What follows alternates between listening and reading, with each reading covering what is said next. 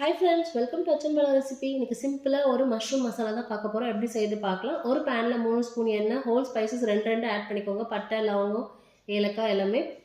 3 medium size வெங்காயம், 2 பச்சை மிளகாய், 1 ஸ்பூன் இஞ்சி பூண்டு பேஸ்ட்டு, பழுத்த தக்காளி நல்ல 2 பழுத்ததாக இருக்கிறத ஆட் பண்ணிக்கோங்க. அப்போ தான் டேஸ்ட்டு சூப்பராக இருக்கும். இது எல்லாமே நல்லா எண்ணெயிலே சுருண்டு வதங்கி வரட்டும். வந்த பிறகு நம்ம எடுத்து வச்சுக்க மஷ்ரூம் கட் பண்ணி க்ளீன் பண்ணி வச்சுருக்கிறத ஆட் பண்ணிக்கலாம்.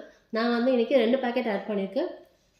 2 ஸ்பூன் குழம்பு மிளகாய்த்தூள், கொஞ்சமாக மஞ்சள் பொடி, தேவையான உப்பு ஆட் பண்ணிவிட்டு தண்ணி எதுவும் சேர்க்காதீங்க. நல்லா வதக்குனிங்கன்னா இதுலேயே சுருண்டு வெந்துடும்.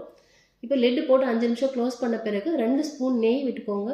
புதினா கண்டிப்பாக சேர்க்கணும். அப்போ தான் டேஸ்ட் வேறு லெவலில் இருக்கும். கொஞ்சமாக புதினா, கொஞ்சமாக கொத்தமல்லி, 1/2 ஸ்பூன் கரம் மசாலா ஆட் பண்ணி இது எல்லாத்தையும் நல்லா மிக்ஸ் பண்ணி எடுத்திங்கன்னா அருமையான டேஸ்ட்டில் சூப்பரான ஒரு மஷ்ரூம் கிரேவி ரெடி ஆகிடும். இதை நம்ம தோசையோட சப்பாத்தியோட செம காம்பினேஷனாக இருக்கும். நீங்களும் ட்ரை பண்ணி பாருங்கள். நான் இன்றைக்கி மசாலா தோசையோடு ட்ரை பண்ணுறேன். நீங்கள் எப்படி ட்ரை பண்ணீங்கன்னு கண்டிப்பாக சொல்லுங்கள்.